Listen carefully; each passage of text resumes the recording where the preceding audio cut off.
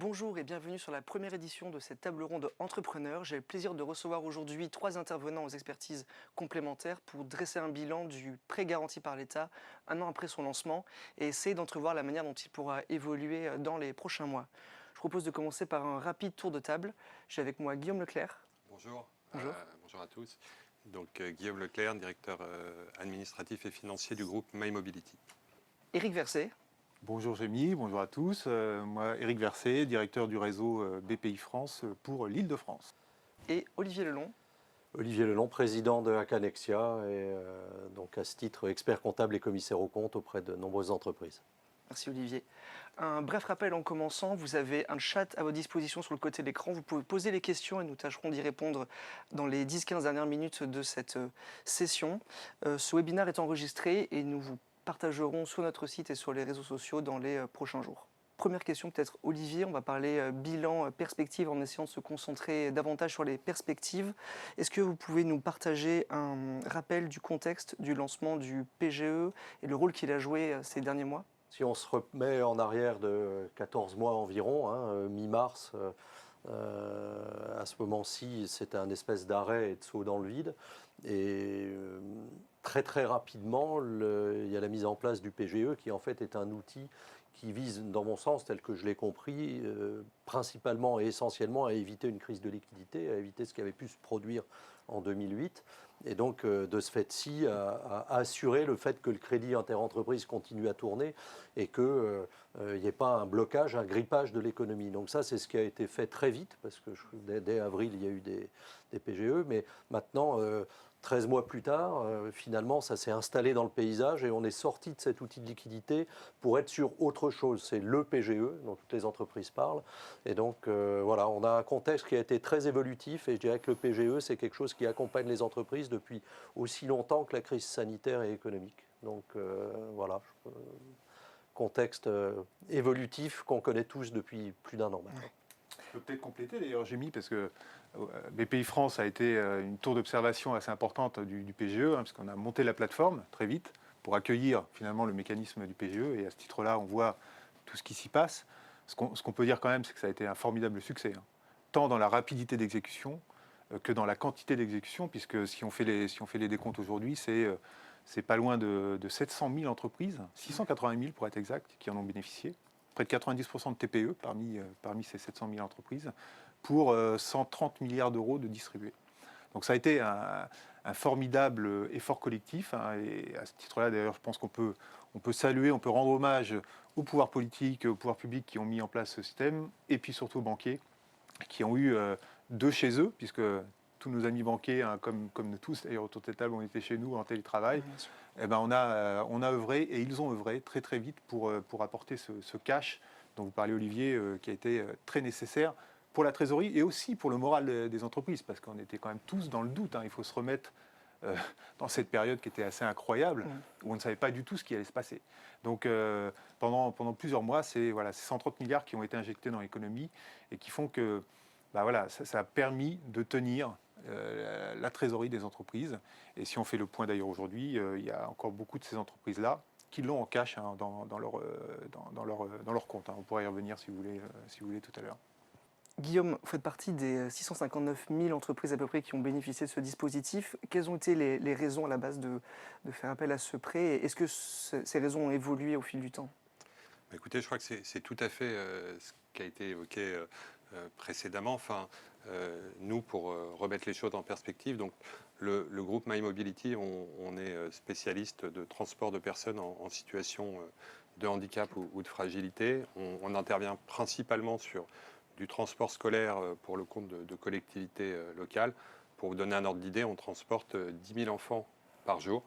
Et concrètement, le Covid, c'est quoi pour nous? C'est que le 15 mars 2020, on nous annonce du jour au lendemain que tout s'arrête, qu'on ne transporte plus les enfants à l'école parce qu'on est confiné, et que donc on n'a plus de chiffre d'affaires qui rentre à partir de mi-mars parce que on est payé dans le cadre de nos contrats uniquement quand on réalise la prestation de manière effective et qu'on transporte les enfants. Donc je ne vous cache pas que ça met un petit froid dans la gestion de vos opérations. Et pour en revenir au PGE, nous, l'enjeu, ça a été clairement de faire face à ce qu'aurait pu être une crise de liquidité immédiate, parce qu'on a une activité qui par nature, est fortement consommatrice de BFR. Il faut savoir qu'en général, on a des délais de recouvrement qui peuvent aller de 90, voire plus, 90 jours, voire plus dans certains cas. Et donc, quand la crise intervient au 15 mars, on a plus de 2 mois de chiffre d'affaires dehors. Et la question qu'on se pose, c'est comment est-ce qu'on va déjà fonctionner à distance, mais ça, toutes les entreprises de France se la sont posées.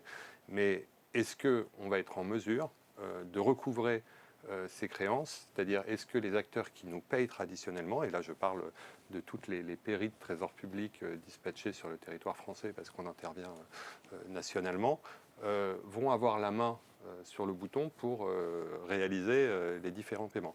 Et donc d'un côté, on n'a plus de chiffre d'affaires qui rentre, une incertitude sur nos rentrées, mais on a des charges qui continuent à courir parce qu'on paye encore les loyers de nos véhicules, les salaires de certains salariés qui ne sont pas au chômage partiel, y compris un reste à charge, parce que c'est vrai que le chômage partiel, même si c'est un outil qui nous a fortement aidés, déjà on n'avait pas à l'époque la visibilité de savoir quand est-ce qu'on allait pouvoir encaisser en fait l'argent relatif au chômage partiel. Je veux dire, ça a été annoncé mi-mars, mais nous on a 3500 employés.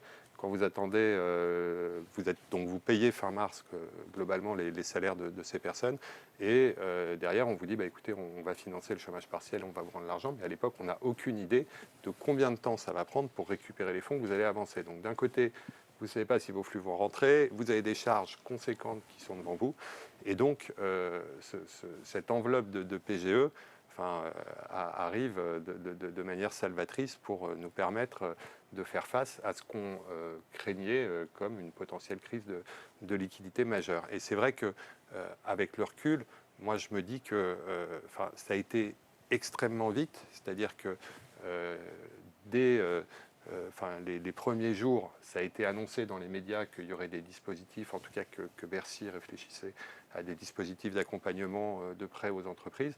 Et en termes d'exécution, nous, on a présenté début avril une évaluation de la situation à nos partenaires bancaires.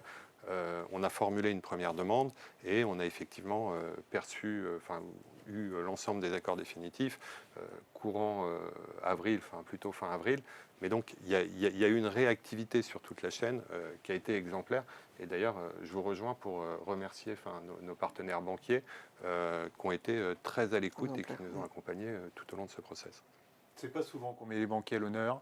C'est une profession qui est souvent décriée, pas à juste titre d'ailleurs. Et là, pour le coup, on peut vraiment leur rendre hommage. On les a vus travailler, nous on était au quotidien avec eux, et avec des amplitudes horaires incroyables, et avec une espèce de patriotisme économique qu'on a tous porté d'ailleurs, et eux les premiers pour dire il faut qu'on soit au rendez-vous du besoin de notre pays. Et en fait, ça a dépassé. C'est assez marrant, on pourra peut-être aussi en reparler. Ça a dépassé, y compris même dans l'analyse des dossiers, parce que je rappelle qu'il y a à peine 5% de refus déclarés sur le PGE. Donc c'est juste incroyable, parce que sur ces 700 000 entreprises qui ont été accompagnées, moins de 5% de rejet, c'est juste incroyable. Donc ça veut dire qu'il y a une espèce de parenthèse un peu magique là, qui est dans l'esprit de tous. Et ouais, bravo à nos amis banquiers d'avoir assuré. Et y compris sur des secteurs d'activité qui étaient à l'arrêt ou à peu près. Absolument. Donc il y a vraiment eu une continuité dans l'appréciation de la relation banque-entreprise. Exactement. Et là aussi, on pourra y revenir, c'est dans la relation de confiance qui existe aussi entre l'entrepreneur et son partenaire bancaire, qui pour le coup là, a eu toute son importance. L'hôtelier qui voit ses portes fermées pendant plusieurs mois, ou le restaurateur, s'il n'a pas une confiance dans sa relation avec le banquier, pour avoir un crédit, c'est pas facile.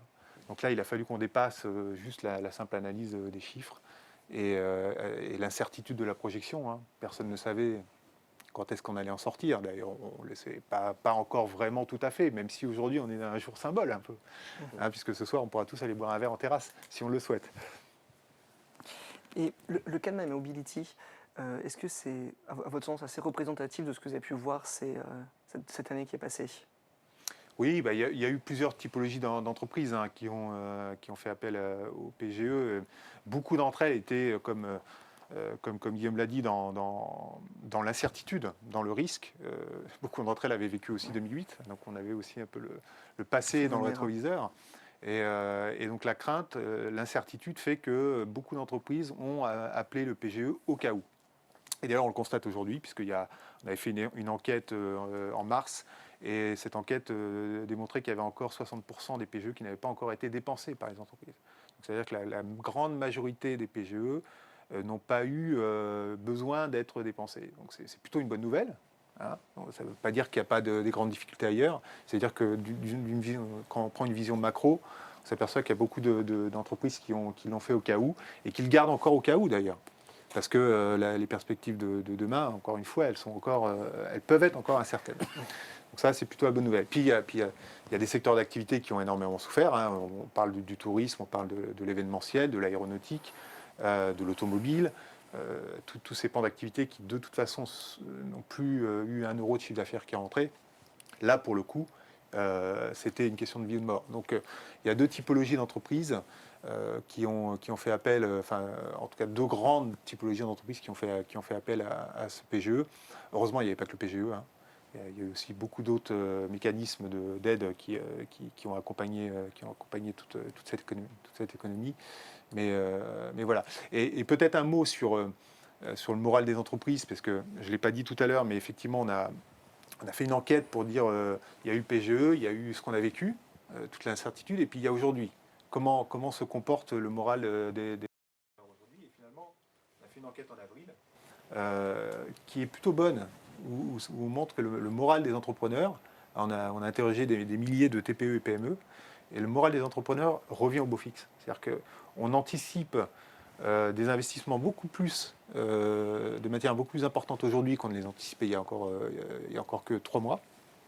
On anticipe des difficultés de trésorerie beaucoup moins importantes qu'il y a encore 3 mois. On anticipe pour un tiers d'entre elles des chiffres d'affaires qui vont être encore plus importants qu'avant crise, au moment de la reprise qu'on espère tous au deuxième semestre. Il y a une grosse moitié d'entreprises qui considèrent qu'ils vont retrouver leur chiffre d'affaires classique. Et puis, il y a un ventre mou d'une vingtaine de pourcents qui ne savent pas, qui sont dans l'incertitude. Et un tout petit pourcent, il y a 2-3% d'entreprises qui disent « je suis dans le risque ». Assez fort d'aller vers la liquidité. Donc finalement, quand on fait le panorama de ça, on se dit que globalement, on est dans un moral assez positif qui se projette. Ouais, les entrepreneurs d'aujourd'hui, quand on les rencontre, nous on les rencontre tous les jours, ils se projettent aujourd'hui. Et ils pensent maintenant à la reprise. Il y a eu le Covid, il y a eu tout ce qu'on se dit, et puis il y a demain. Et la suite. Et comment on fait pour préparer demain. C'est vrai que là où je vous rejoins, c'est qu'il y a quand même eu plusieurs temporalités. Et ce que j'ai décrit précédemment, c'est vraiment le tout début de la crise où finalement on a monté ce PGE dans une forme d'urgence parce qu'on voulait vraiment parer à toute éventualité de crise de liquidité. Et finalement, dans la manière dont les choses se sont passées, on a eu des signaux positifs assez rapidement parce que les craintes qu'on avait sur le fait que les gens n'arrivent pas à régler nos créances de la même manière que d'habitude se sont assez vite évaporées. Et je dirais même qu'on a plutôt mieux encaissé qu'en temps normal parce qu'il y a eu un élan de solidarité là aussi de la part des donneurs d'ordre qui ont joué le jeu et qui nous ont accompagnés et qui pour certains nous ont même indemnisés, c'est-à-dire ont porté une partie de la perte du chiffre d'affaires qu'on avait supporté. Et du coup, on s'est retrouvé, nous, groupe My Mobility, à passer l'année avec finalement une trésorerie excédentaire liée au PGE, puisque on ne l'a pas consommé du tout dans les faits puisque il y a eu ce premier confinement, mais qui n'a pas été suivi de nouveaux confinements au cours de l'année. Et donc, on pourrait finalement avoir l'impression que c'est une épargne de précaution.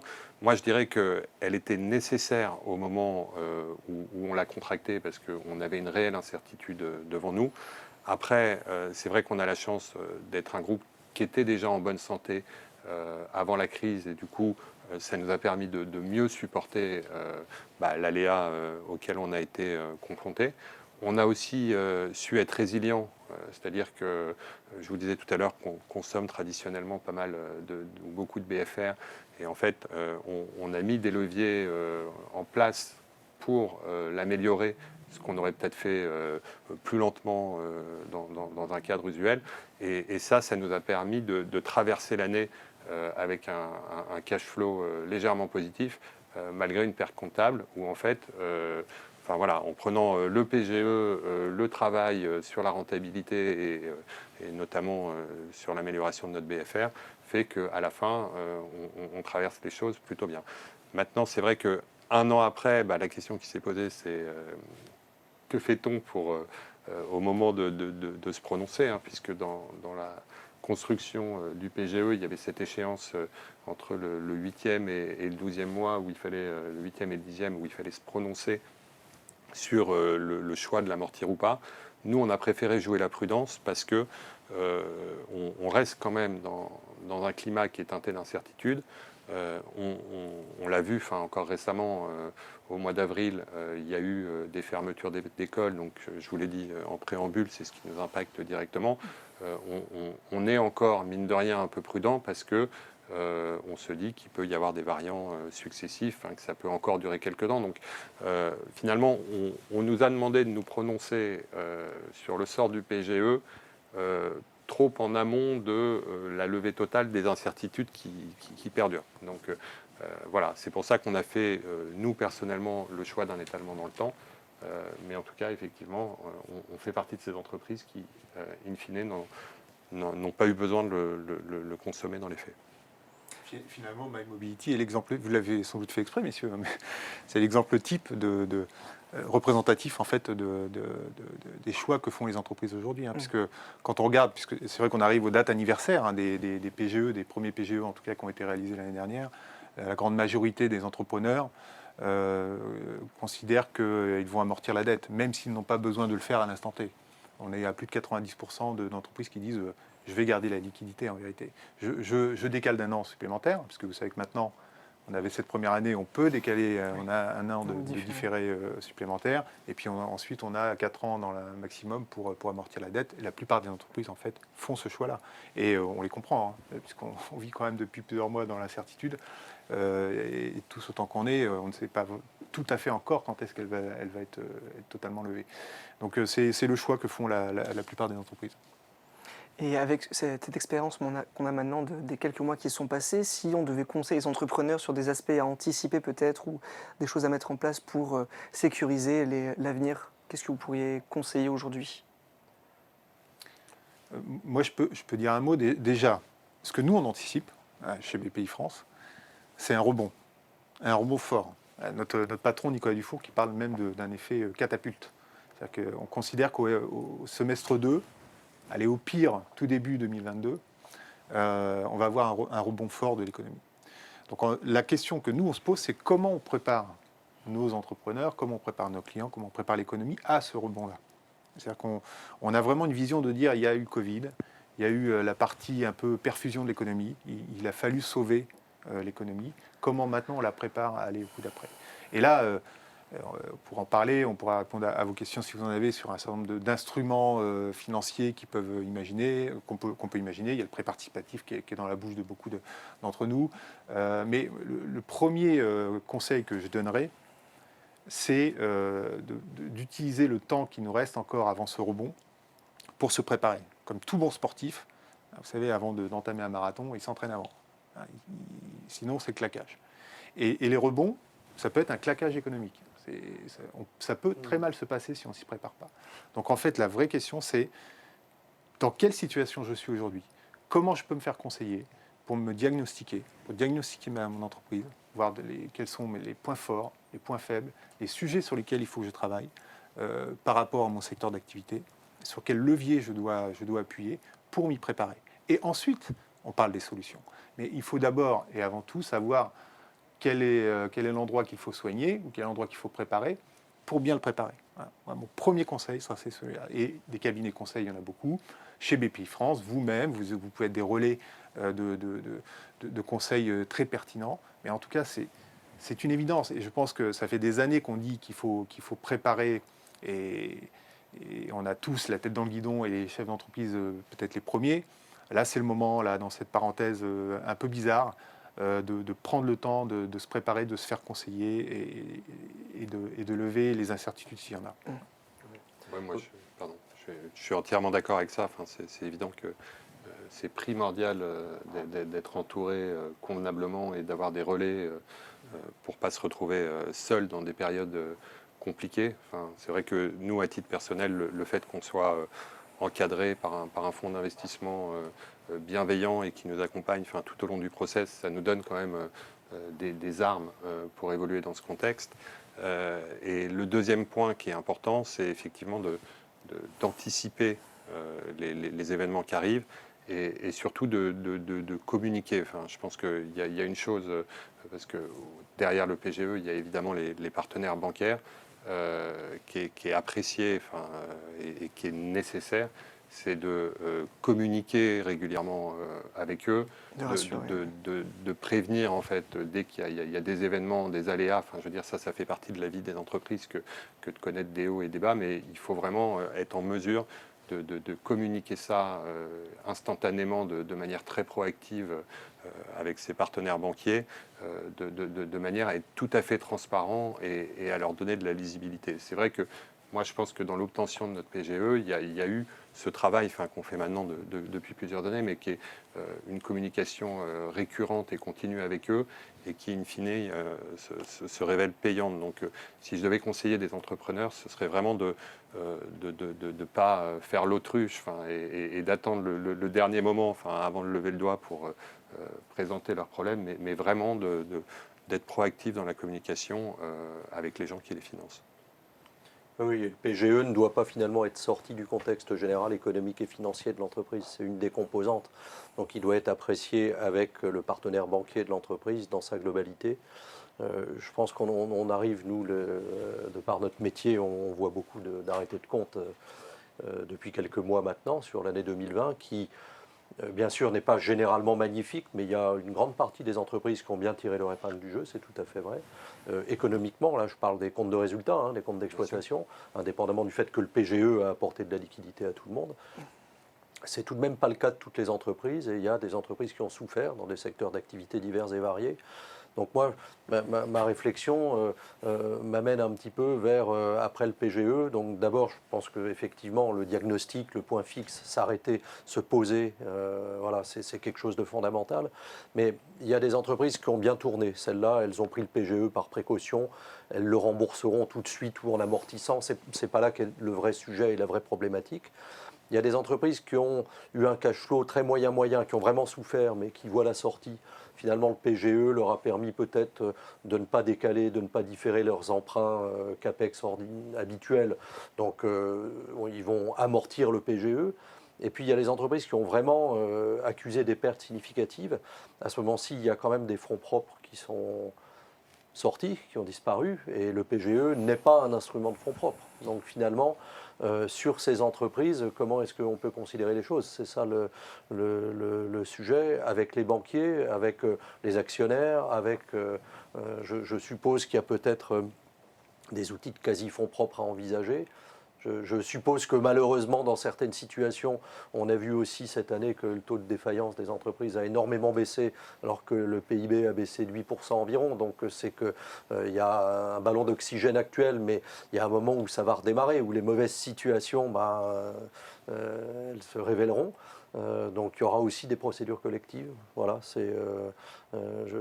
le sujet, c'est fonds propres, quasi-fonds propres. Oui, procédure collective, on s'y attend et vous avez raison.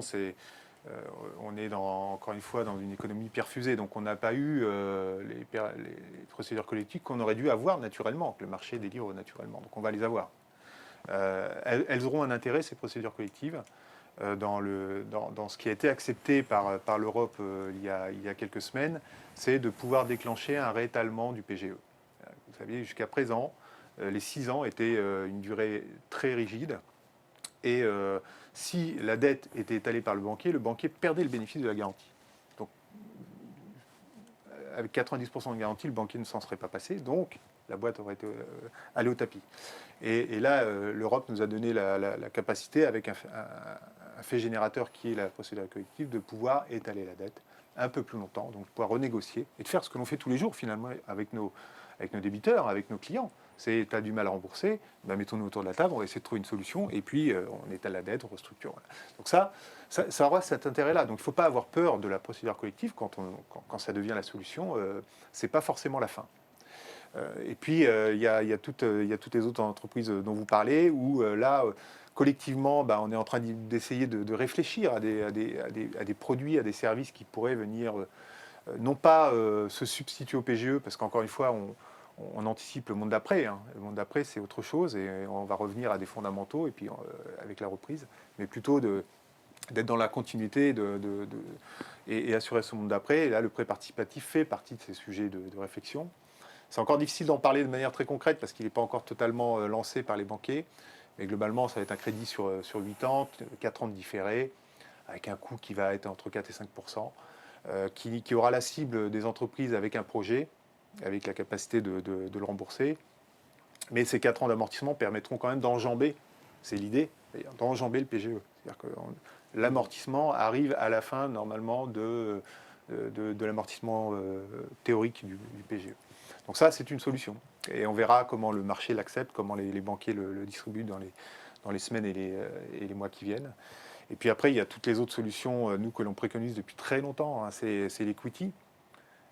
Les marchés, il n'y a jamais eu autant de liquidités sur les marchés aujourd'hui. Nous, on le voit avec les levées de fonds, notamment dans le capital risque, qui sont incroyables. Incroyables. On va battre des records là, cette année encore. Mais aussi dans le capital développement. C'est-à-dire qu'on a des fonds d'investissement qui ont beaucoup de liquidités. Là aussi, quand on parlait de diagnostic, quand on parlait de se poser pour faire le point sur la santé de son entreprise, c'est aussi le moment, tout de suite, là, de se poser la question de savoir s'il n'est pas temps de faire entrer un investisseur. Vous savez, c'est fini le temps de l'investisseur un peu carnassier qui venait pour prendre le capital et partir au bout de 3 ans. C'est dépassé cette façon de voir les choses. Aujourd'hui, on a quand même des investisseurs professionnels, plus patients. On en fait partie, mais il y en a plein d'autres qui ont à cœur d'accompagner des entreprises familiales, qui ont à cœur d'accompagner des PME pour qu'elles deviennent des ETI, etc., etc. Donc ça, il faut vraiment se poser la question de la structuration de son bilan. C'est essentiel. Et au-delà du cash que ça amène, ça apporte du conseil, ça apporte un autre regard à son board, ça apporte des choses, ça stimule, ça challenge. Ouais, moi je suis un peu partagé. Je pense que vous avez raison sur un point qui est que c'est important que, et je pense aux petits entrepreneurs qui nous regardent, je disais tout à l'heure, de se faire accompagner, et peut-être que l'opportunité de faire rentrer des investisseurs professionnels à leur board, c'est aussi un moyen de se professionnaliser, de mieux se développer, et surtout d'être accompagné dans des périodes qui peuvent être parfois difficiles. Après, il y a quand même une configuration qui est que le chiffre d'affaires qui a été perdu, sur cette année 2020, sur un événement complètement exogène, il est perdu pour beaucoup d'entreprises. Là, je parle de la mienne, il sera jamais rattrapé. Et donc, au-delà de dire il faut renforcer les fonds propres, moi je trouve qu'il y a peut-être le fait d'appréhender finalement la situation qu'on a vécue dans les analyses de risque, notamment parce que c'est évident que le fait d'avoir contracté cette dette, ça avait un dessin très spécifique, et que du coup, il ne faudrait pas que finalement on pénalise les entreprises en les obligeant à décaler des projets d'investissement de quelques années pour qu'elle puisse faire face à ces exigences de PGE, à ces échéances, pardon, dans la mesure où derrière on ne viendrait pas avec les banques financer des projets ultérieurs. Donc je crois qu'il faut trouver un niveau d'équilibre là-dedans. Et moi, ce que je souhaiterais personnellement, c'est que dans l'analyse du risque, ou en tout cas le niveau de risque que souhaiteront embarquer les partenaires bancaires, on retraite, ou en tout cas on tienne compte de ces enveloppes de PGE et de leur caractère exceptionnel. On entend ou on lit des tribunes ou des éléments d'opinion où les uns les autres évoquaient soit des allongements de maturité très longues, soit des transformations sur de la dette perpétuelle, soit même de la subvention pour le PGE. Moi, personnellement, je ne pense pas que ce soit une bonne solution parce que finalement, s'il y a un vrai manque de fonds propres, c'est les fonds propres qu'il faut les chercher. Mais peut-être Eric ou Guillaume, vous avez côté banque ou côté entreprise des perceptions par rapport à ce qu'on lit, à ce qui est évoqué? Peut-être côté entreprise d'abord. Écoutez, ce qui est sûr, c'est que nous, on s'est positionné sur une maturité de 4 ans et qu'on remboursera le PGE. On n'aura pas, a priori, de problème de liquidité pour le faire, sauf, je tiens à rester prudent quand même, parce qu'on l'est tous un peu plus aujourd'hui après l'année qui vient de s'écouler, mais on saura faire face à nos échéances et les rembourser. Après, si vous me dites que est-ce que c'est une bonne idée de l'amortir sur 20 ans, c'est évident que je regarde ma structure de bilan, elle serait de toute façon mieux si il y avait un caractère de dette quasi perpétuelle sur cette ligne de PGE et que j'avais une flexibilité finalement pour continuer mon développement sur la trajectoire qui était la sienne avant qu'on subisse cette crise qui, encore une fois, est complètement inédite dans sa forme. C'est votre idée que vous donniez tout à l'heure, et puis je laisse Eric après, mais c'est votre idée, Guillaume, de dire que finalement, il ne faudrait pas que l'amortissement du PGE ou que la sortie de crise vienne entraver le besoin d'investissement fort lié au rebond, justement. Donc c'est là qu'il y a des ajustements en lien avec ce diagnostic nécessaire. Il pourrait y avoir cet effet contre-productif que l'apport de liquidité qui a été fait finalement se retrouve tari par des exigences de remboursement trop strictes. Tout à fait. Sur l'idée de rallonger de manière perpétuelle ou non, ou d'éliminer une dette parce qu'elle a été exceptionnelle, qu'elle a répondu à une situation exceptionnelle, intellectuellement, on peut peut-être tous être d'accord avec ça, d'ailleurs. Puis après, il y a la vraie vie, quoi. Et il y a la réalité des contraintes qui sont les nôtres. Et alors moi, je n'ai pas de boule de cristal, hein, je sais qu'il y a des volontés politiques de travailler le sujet d'ailleurs, et peut-être qu'elles iront au bout, mais elles vont avoir un certain nombre de combats à mener, notamment le combat de l'Europe, hein, parce que une des grosses contraintes que nous impose l'Europe, c'est d'avoir un marché équilibré avec des règles du jeu définies et qui empêchent la distorsion de concurrence. Donc le fait d'éliminer une dette, si en France on en a envie, il y a d'autres pays sans doute où on n'en aurait pas envie. Hein. Je vous rappelle que si on se compare aux Allemands, on a levé beaucoup plus de PGE que nos amis allemands. Est-ce que c'est bien ou est-ce que c'est pas bien, chacun en jugera. Mais en tout cas, on a des enjeux, nous, que les Allemands n'ont pas, hein, si on regarde en quantité de dettes levées. Donc, pas sûr que nos copains allemands aient envie qu'on supprime demain des dettes maintenant dans un jeu mondialisé pour arranger la vie des Français.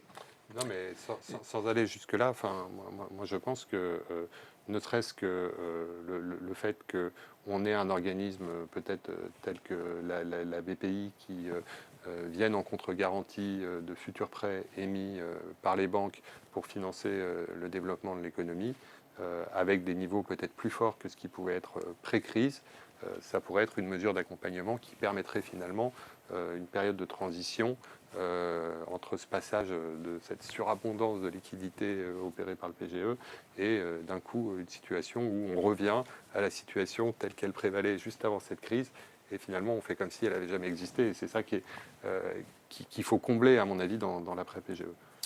Eh bien, cher Guillaume, j'ai une bonne nouvelle pour vous. on y travaille et on y a même travaillé d'ailleurs chez BPI France pour effectivement imaginer. On a des fonds de garantie. Hein. Les entrepreneurs qui nous connaissent le savent. On intervient au profit des banques sur un ensemble de finalités, le développement, la création, la transmission, l'innovation, la restructuration financière même. avec des fonds de garantie qui étaient jusqu'à présent limités à des quotités.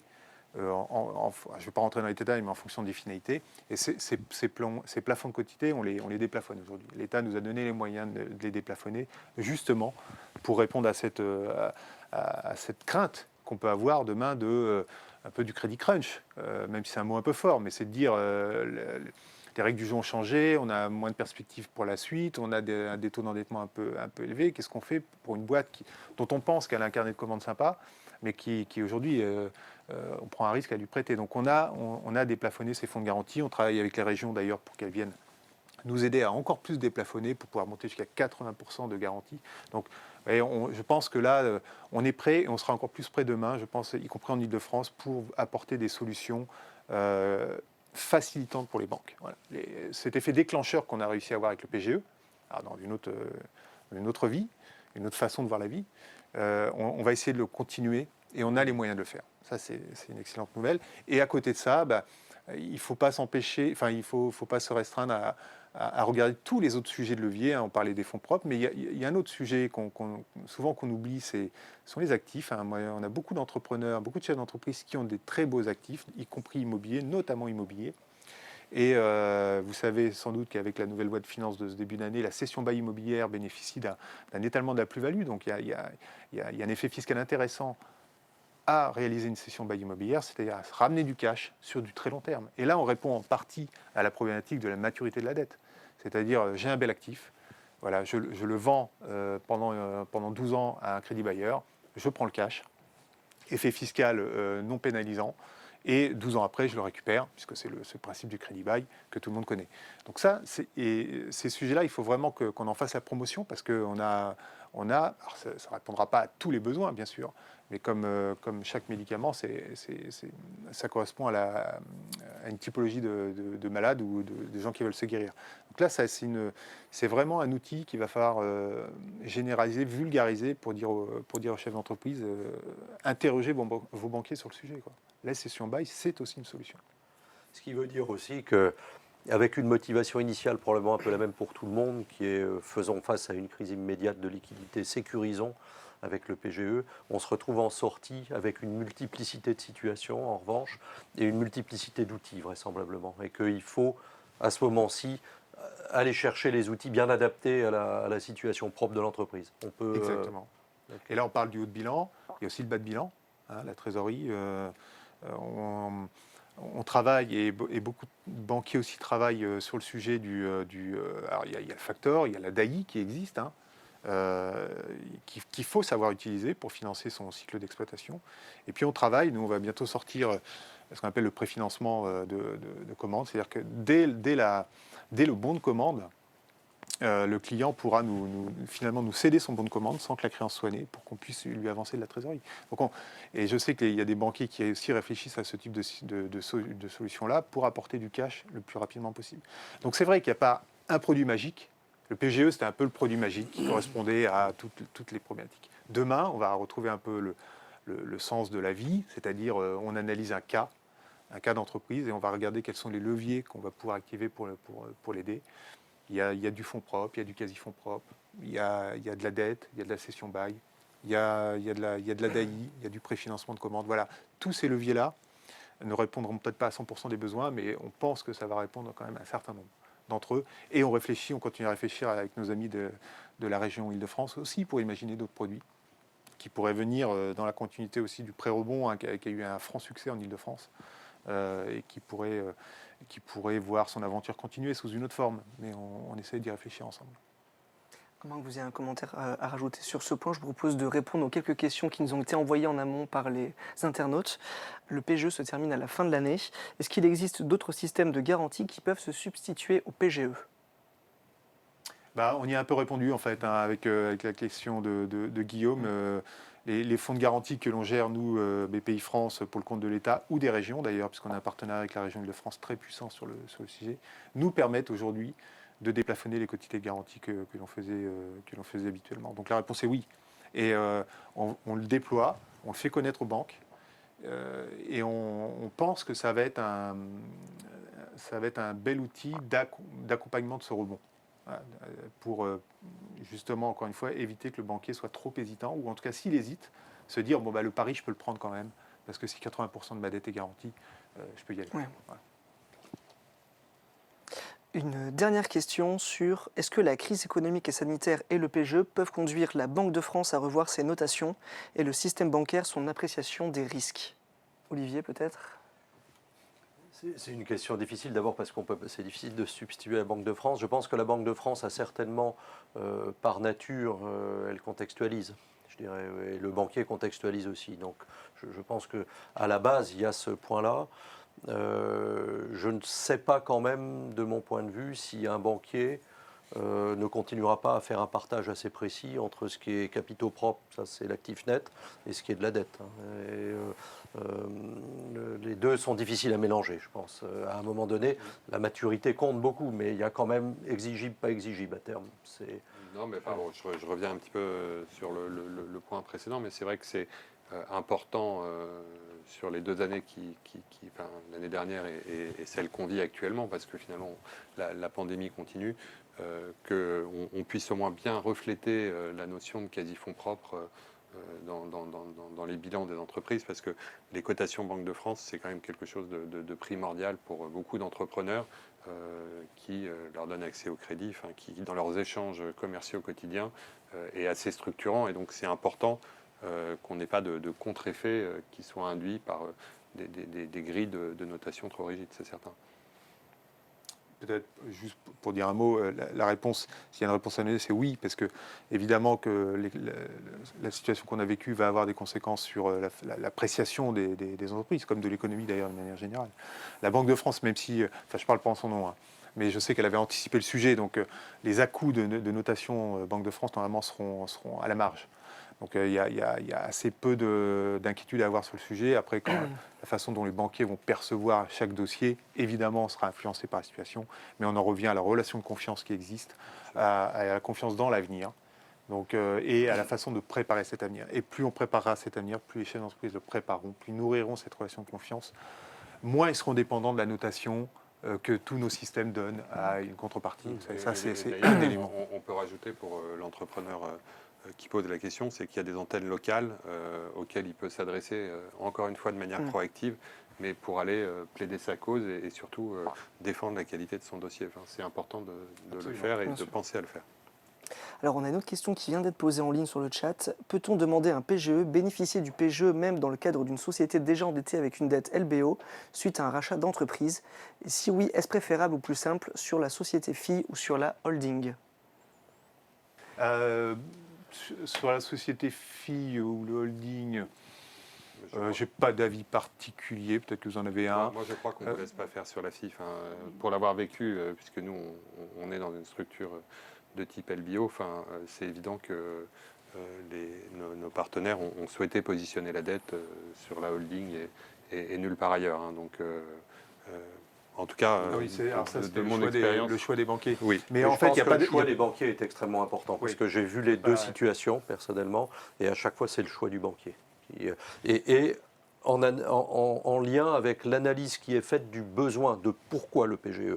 Parce que si c'est la fille qui a un besoin de financement de BFR ou des choses comme ça, à ce moment-ci, ça ira naturellement dans la fille. Voilà. Oui, il y a peut-être une question de flux et de se rapprocher de la source des flux. Une solidarité entre les banques aussi. En tout cas, rien ne s'y oppose. C'est-à-dire que ce n'est pas parce que vous êtes sous LBO que vous ne pouvez pas avoir de PGE. Mais ça reste, même s'il y a plus de 95% d'accords qui ont été donnés jusqu'à présent, ça reste une décision d'un établissement bancaire. Donc l'établissement est souverain dans sa décision. Donc après, ça va dépendre effectivement de la raison, de la capacité d'endettement de l'entreprise, enfin de l'analyse assez classique. Bon, sachant que le PGE étant garanti à 90% par l'État, souvent les banquiers sont assez facilitateurs quand même, hein, rappelons-le. Et jusqu'à quelle échéance le PGE peut être souscrit encore ? Jusqu'à la fin d'année, puisque ça a été décalé, c'était juin, il y a encore quelques mois, et ça a été décalé jusqu'au 31-12. Donc on a encore plus de 6 mois là pour en profiter. Ce qui est important, parce que ça va être les 6 mois qu'on espère être de rebond, tous. Et donc pendant ce rebond, ça va permettre de tester aussi, j'imagine, des situations de rebond, justement. Absolument. Bien, je crois que nous n'avons pas d'autres questions. Merci à vous trois pour votre disponibilité. Merci aux internautes pour le temps que vous nous avez accordé. Vous retrouverez l'intégralité du webinaire dans les prochains jours et nous vous donnerons rendez-vous prochainement pour la seconde édition de notre table ronde entrepreneur. Merci beaucoup et à bientôt. Merci. Merci. Merci.